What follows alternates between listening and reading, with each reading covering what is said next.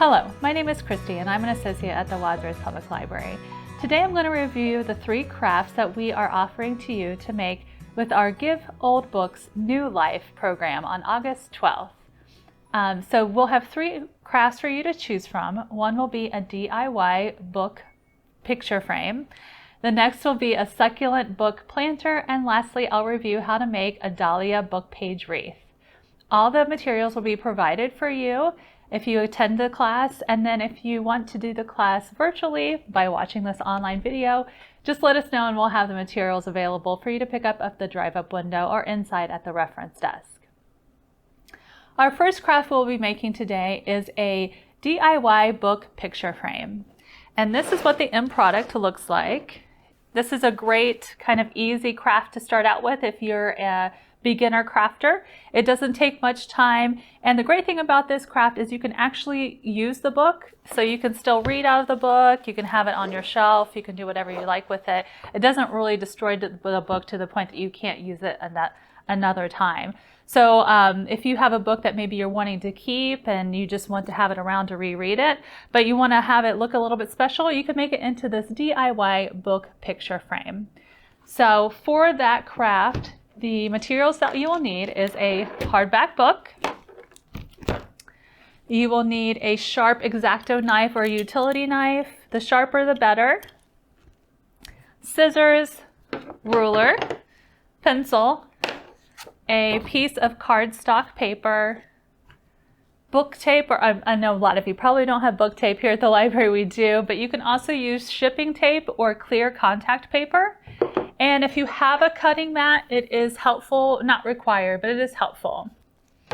All right, so let's go through with how to make this beautiful picture frame. So we will supply you with the book if you come to the program, or if you're participating virtually, or if you're at home and you're just watching this doing a craft on your own, you'll want to have a hardback book and take that dust cover off. We won't need that, so you're just going to put that off. And it's great if you're using this or doing this craft to find a book that's maybe a colorful book or one that goes with your decor. So this is one that I have chosen. So the first step is just to get that cover off and get it ready for us to start doing some cutting. Next, you'll have to choose your picture. I have chosen this picture. It is kind of an odd shape. This picture is 4 by 5¼ inches. So just keep that in mind as far as what you want to cut out for the picture frame. If you want to use just a standard size so you can easily slip it out new and different pictures, you can do that too. But for this example, I've used this picture, which is a 4 inch by 5¼ inch picture. So the first thing I am going to do is cut out a rectangle out of my cardstock paper that is a little bit smaller than your picture.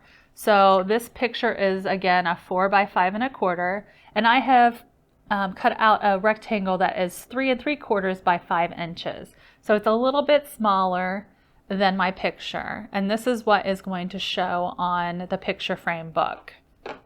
So I've cut that out. Now the next thing we have to do is create the rectangle on the book. So for time purposes, I've already kind of scored this out and cut it out. But what you'll want to do is take that utility knife, and remember this is something you'll want to do, not with kids, or at least supervised. And also you don't want to use a lot of pressure on the utility knife. It's better to go over the lines several times and just let the natural pressure create the cut. If you do use more pressure, it's more liable that you will hurt yourself. So just take your time with this. This is the most time-intensive part of the craft. So you're going to take this rectangle that you cut out, put it on top of your book, use your pencil and mark the book where you want to be cut out, and then take your utility knife and just gently go down those lines that you have cut, just like this. And it will take several passes. So it's going to take, 8 to 10, maybe 20 passes, depending on how strong that you are pushing on the utility knife. Just be aware, safety first. And then that will create your opening for your picture. So now your book should look like this, and it has an opening in it. So now we are going to create the backing for your picture. So again, my picture is 4 by 5 1/4. I have cut out a piece of cardstock paper that is 4.5 inches by 5.5 inches. So is it a little bit larger than my picture? This is going to be the backing for your picture. So you're going to open up your book, put the backing of the picture right behind that opening. I'm going to flip that around so you don't see the numbers on the outside. And then you're going to take some shipping tape or book tape or clear contact paper, and we're just going to cut strips that will cover this or adhese the paper to the book. So we're just going to take this really quickly and put that here. And you want to cover 3 sides of the square, but leave one open. That one opening is where you are going to slide your picture in. So again, make sure you keep that one opening so you have somewhere to slide that picture in. As you can see right on this, I am keeping this end open. So this is going to be the place where I put my picture in. I think one more piece and we'll be good. If you use the clear contact paper, you can just cover the entire sheet here. Remember to keep that one side open for your picture to slide in. And now it should look like this. Right, so you have your cardstock paper in your opening. And then you're simply going to take your picture and slide it in the opening that you've created. And make sure it's all centered. And now you have your basic DIY picture frame. You can set it on your shelf just like this. And you can display whatever pictures you want. When you're tired of looking at this picture, you can just slide it out and put in another one. For the example that I made, I wanted to jazz it up a little bit more, so I put the buttons on the side. We have jewels that you could use if you'd like, or buttons. I've seen people use twine or any kind of like sticky tape that's decorative and put it around the picture frame. So you can let your kind of creativity go wild once you get your frame made. But that's the basic DIY picture frame. All right, our next craft we're going to make is a DIY succulent book planter. If by chance you love growing succulents, they've been very popular recently, and you love reading books, this is one of the best way that you can combine both of your loves with a DIY succulent planter. It's pretty straightforward to do, not too challenging, and the result is just amazing. So this is the one that I made, and I actually made this about a month ago. So I could just ensure that a plant would live in this environment, and it's doing pretty well. So, and I don't have a very green thumb, so that's saying something. So this is our end result. This is the one, again, that we made about a month ago, and this is kind of how it looks. See the inside. So that's going to be our final product. I'm just going to walk you through what you need to make this beautiful craft, and let's get started. So of course, the first thing you're going to need is a hardback book. Here's one that we have. We'll provide all these materials for you if you come to the program, or if you let us know if you need anything. If you're participating virtually, we'll have it there for you too. So a hardcover book. You want some craft glue, or you can use Elmer's glue. Really any glue that you have would work. I just have craft glue here. Pencil and ruler. A foam paintbrush. That's to use with the craft glue. I think the foam works better than a regular paintbrush. A sharp utility knife or X-Acto knife. Safety first on that one, be careful. Clear plastic wrap or a Ziploc bag. And some pebbles and moss just to make it a little bit prettier. And some scissors too. Oh, and the plant, the most important part. So that's what you'll need to do this craft. So let's get started. So the first thing we're going to do is prepare our book. So the books that we provide you with, or any of the books that you find that if you're doing this on home on your own, usually have a cover. So we want to make sure we take that cover off. We're not going to need that. We can use that for another craft another day.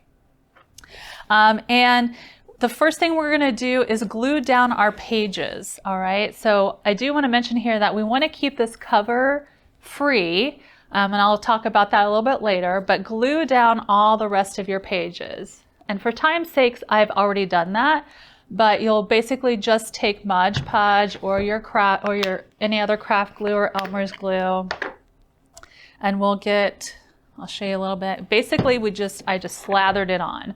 So you're just going to take a book in its closed position and just slather it on all three sides, leaving this cover open, so you do not want to have any of that on there. And it dries fairly quickly, and just leave it like that and let it dry. It just takes a little bit to dry. Oops, get that back over there. And you can go on to the next step while it is drying, or you can choose to wait, whichever. But it is possible to just keep on going if you're a little impatient like me and keep on working on the project. So we're going to work on the front cover now. And if you can see here, I have marked the center of the book. So I just measured with my ruler the size of the book. That's the correct way to do it. And then marked the center here. That just gives me an idea of where I want my opening to be, so it's center on the book. And then you're going to measure out both ways so you have a nice square or rectangle for your plant to live in. And for this purposes, this square, well, rectangle really, is about a 4" by 5.5" inch. So I've just taken my pencil, marked that off, marked it on the cover. And it's going to be based on the size of your book. Obviously, if you have a bigger book or smaller book, you want to make that opening a little bit smaller or bigger. Then you're going to use your utility knife and press down along those penciled in lines where you want your square. And remember to be safe while you are doing this. It's really easy to get hurt when using a utility knife or X-Acto knife, especially if you're using a lot of pressure. It's better to go over the lines several times in a row until it gets to the point where it's free, rather than pushing really hard, and that's where most of the accidents happen with utility knives. So do several passes on the lines here, and that will create the opening that you desire. So here is our opening. Now we're going to work on the inside. So I did the same thing. So I marked out with my pencil and ruler the exact same opening, that 4 by 5.5 area, on the front page of the book, the cover page, and then just simply began carving out. This is going to be the most time-intensive part of the craft. It will take some time to get the book carved out to the depth that you want for the plant. It doesn't have to be incredibly deep, but you'll want, maybe a couple inches here so the plant can leave. Succulents are pretty hardy and they don't need a lot of water or attention or depth, so this is perfect for this type of craft. But you're just going to take it in. I'll do a couple for you here. The corners can get a little wonky as you go down, and that's fine. It doesn't have to be perfect. And nobody's going to see this part too, so we're going to cover it up, so that's good too. And then I'm just going to use this to get it started. And then we'll just kind of pull this up. And we're just carving this out. So this just takes some time. Just put some music on, maybe an audiobook or something, and listen to it while you're creating your masterpiece. All right, and we're about at the depth that we want to be for our planter. Like I said, not too deep. And this is what it should look like now. And remember to keep that cover free, which we have. All right, and the reason why we're keeping the cover free is basically for watering purposes. So if you see in the finished product, whenever I want to water my plant, I can lift up the cover and put some water. I use like a little squirter around the soil, and then the inside of the book may get some water damage from your watering, but once you close that cover, it'll look good as new. So that's why we're keeping that clear. So the next step that we want to take is preparing this for the plant. So you're going to take your plastic wrap or your Ziploc bag and just create a situation here where it's going to line the book. There we go. I'm going to take the top off, and I'm going to just open this up a little bit. And again, it doesn't have to be an exact size, but you want it to cover that inside so it doesn't get the book all waterlogged or anything. Yeah, so that once we get that the way we need it, we're just gonna put it in here, kind of dry fit it, if you will. It looks like I can trim off some of these edges a little bit. My scissors don't seem like they want to work very well today. That's okay.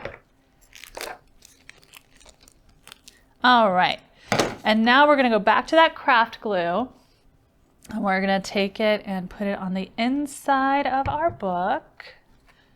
And make sure you can be pretty liberal with this because we want to make sure it sticks on there. And this, if you're using Mod Podge, it is kind of like a natural barrier for water, so that helps with not only creating, having the plastic stick to it, but also gives it, you know, that extra water layer there. All right, so we've got this all Mod Podged or craft glue or Elmer's glued up. And we're going to take our plastic that we had cut out and just lay it right in there. Just going to lay it right in there, make sure it's all covered, all the spaces that we're going to be putting our plant in. And if we need to trim a little bit afterwards, we can do that too. I'm just going to kind of zhuzh that up a little bit. There we go. So now this is all ready to have our plant. There we go. So we've got that in here. So now it's time to start to plant. So this is one of the succulents that we have for you to plant. We have a few different varieties for you to choose from. And I'm going to take stones first. The stones will help with, so we don't have any drainage in here. So the stones will help with, water collecting. It will kind of defer some of the water. So we want to put the stones down, just like that. Doesn't have to be a lot. This is nothing fancy. These are just regular old pebbles that you would find like in a driveway or whatever. And then we're going to take our plant and kind of not make too much of a mess here, but we'll get it down in there a little bit. You can kind of let it settle down in those stones a bit. Put it right in the middle where you want it. And then I'm going to take a little bit of moss.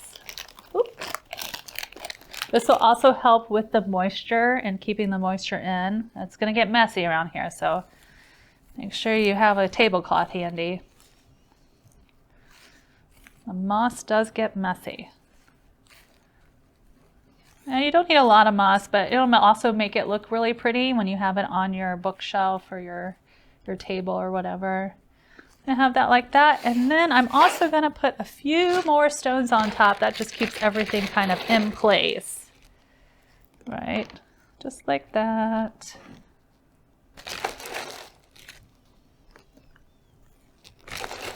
And now we are good to go. If you were doing this at home, I would give it a few minutes to just kind of set up before you close that lid, just because you want to make sure that the lid is free, right? Or the cover, I'm sorry, is free. You don't want it to be glued to the book, so you have access there. And then that's it. That's your DIY succulent book planter. All right. Now I'm going to review the last project that I have for you, which is a dahlia book page wreath. And this is the final product.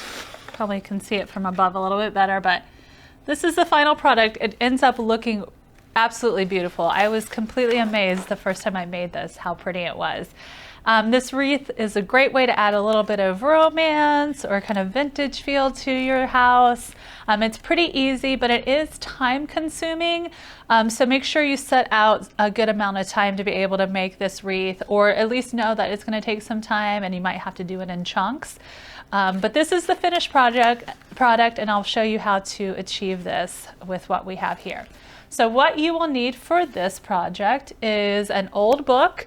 The older the better. You get kind of like a little vintagey feel on the pages. The kind of the yellowing is nice, but it doesn't have to be an older book. I didn't use an old book for mine, but that is suggested. And one with kind of larger pages too. I mean, a regular size hardback would be fine, but the pages that you're going to cut out will be 4 by 4 inches. So, you know, a good size book to cut out those pages. You'll need a hot glue gun and lots of hot glue. So I have extra hot glue here. I would say it at least goes through maybe 2 or 3 of the hot glue sticks. These are the mini sticks. A piece of cardboard. Here's my template. But you could use an old pizza box, any Amazon boxes you have around will do just fine. Then you will need a compass, or if you're like me, I just kind of guessed on the circle size. But you can use a compass like you used in the elementary school days or middle school days, or a protractor to get that circle. A paper cutter. You can use scissors to cut out, scissors and a ruler. To cut out your squares, but it goes much faster if you use a paper cutter. This wreath here takes anywhere between 80 to 120 4 by 4 squares, and then another like 20 to 30 3 by 3 squares. So that's a lot of cutting. If you have a paper cutter, it's the easiest way to do that. And a piece of ribbon, just about 6 inches of ribbon will be fine. That's what you're going to hang the wreath by on your door or wall or wherever you'd like to hang it. So those are your supplies. So the first thing we'll want to do is prepare the pages. For the purposes of the video, I did not do that, but basically once you get your book, you're just going to want to rip out the pages. If you're doing this craft with us through the program and you've signed up for the program, you will get your pages already prepared. I will have a Ziploc with 100 4-inch squares for you and 30 3-inch squares. But that's approximately what you're going to want to need. So you'll rip out all those pages in that book if you don't have them already from us, and go ahead and cut out 100-ish 4-inch by 4-inch squares, and then another 20 to 30 3-inch by 3-inch squares. So a lot of cutting for this one. So once you got your pages cut, you will want to create your circle. So this is about a 10-inch circle, 10 to 11-inch circle. That worked fine for me. Also know that the pages do hang over the circle quite a bit. So if you see, this is the one that I made, and the pages hang over 4 or 5 inches. So just keep that in mind when you're making your circle. I will already have the circles created for you for the program. So you want to cut out that circle, and the next thing you're going to do is, I already have this prepared for you. I'm going to switch this out. Oops. And then we're going to go to the one that is in progress for us right now. So the first thing we're going to want to do is poke 2 holes in the area that you want to put your hanger. I did not do that on my example, and it's something I'll have to do afterwards, but if you do it beforehand, that's the best time, before you put any of your pages down. Just poke 2 holes, take the ribbon that's provided, put it through those holes, and knot them on the other side. I also added a little bit of hot glue to just kind of keep them in place. The wreath is not that heavy, so this should be plenty enough to keep the wreath up when you want to hang it. If you don't choose to hang it, if you're just gonna lean it up against something, you can certainly skip this step. So once you get that ribbon in there, then it is time for you to start making these little cones. So it does take a little bit of a finesse to get to know how to make the cones, but once you've got it, and you'll be able to make 100 more. So we're going to start out with the 4-inch square. So this is it here. I put it on an angle like this. Let me get this out of the way so you can see a little bit better. And then I take both sides and kind of fold them on top of each other, just like that, and roll it into this cone, and you'll leave this edge open, and that's where you are going to hot glue. So again, we'll take both the edges, roll them on top of each other, kind of cinch them up so you have that cone, and then this is where I'm going to hot glue. So I take my hot glue, just like that. Put a little bit on there and then roll it back up. And that is one cone down. So you're going to be doing a lot of this, and this is what takes up most of the time, is making the cones. I'll do one more for you so you can see. So I'm going to take, and just be aware of how the wording is on the book, so that's what is going to show on your wreath. If you're worried about that kind of thing. You know, some people might look for the side of the paper that has more words. Maybe you want to see more of the letters. So you're going to take these two sides, roll them up just like that, and then you'll have that exposed edge. They don't have to be perfect. Every one is just a little bit different, and that's fine. It turns out just okay. And that is that. So you can see like this one's a little bit tighter than that one. It's fine. They'll all look beautiful once you put it on the wreath. And then I'll go ahead and do a 3-inch one too. This one looks about good to me. So I take both these edges, fold them up a little bit, create that opening there, put some hot glue down, oops, and then there you go. Now we have a little one to show you too. All right, so we'll do a lot of these. Like I said, anywhere between 80 to 120, depending on how small or big your wreath is that you cut out. For the ones that I'm providing for us, they're take about 100 of the little cones. So as you can see here, I've got my ribbon on here. I have marked, like loosely marked 1 inch around the circle, and that's just going to give me kind of an idea of where I want to put my cone. For the first layer, you're going to want to leave about 1 inch between each cone, okay? So you see, oh, okay, that's where I want to put my next one. And I put the hot glue on the back of the cone, just like that. And then we'll put it right in the next little spot here. And you'll just like keep an eyeball on how things are going. I'll do a couple more for you here. And just keep going, and then I'll do one more cone so you can see the next layer. So this is still our base layer here. Got about 1 inch difference. You can pat them down. I mean, they're going to get smushed down with the other layers too, so it doesn't really matter how you do that. Got a little stuck there. All right, let me make one more cone for us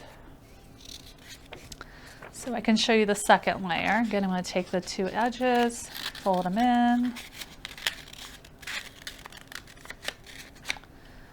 leave that little opening there, hot glue. So you can see what I'm saying about the hot glue. It does take a lot of hot glue. All right, so now with your second layer, and with each layer that you're going forward, you're going to alternate, right? So I'm going to go inside here.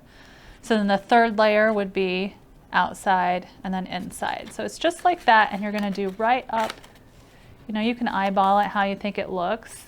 If you want them a little bit more densely populated, which is kind of how I did mine, I did them pretty close to each other. So like this, it makes it kind of a fuller, flowery look. So I'm just going to go ahead and put a little hot glue on this and put it in that second row position, just like that. And now we have the second layer started for this one. That's how that looks. And you'll just continue that. And then when you get closer to the middle, I'll show you on the one that's already completed. When it gets closer to the middle, so I did 1, 2, 3, 4, 5, about 6 rows of these larger 4x4 square cones. And then once I got towards the middle and things were kind of getting tighter, you'll use the 3x3 cones that you created. So those you would put in this center part. And it's the same thing. You'll just alternate them and they'll go all the way in the center. I feel like my middle got a little bit out of control here with these, but you know, you can kind of pat them down, and that creates the look that you're going for with a dahlia flower. And when you're finished, it should look like this. A lot of people like to decorate these for the holidays. So I've seen them where they'll put like little glitter on the edges of the dahlia, or they'll spray paint them different colors for different seasons. I left mine plain just because I kind of like that look, but you can feel free to get creative with the dahlia after you've created it. And that is our DIY dahlia book page wreath.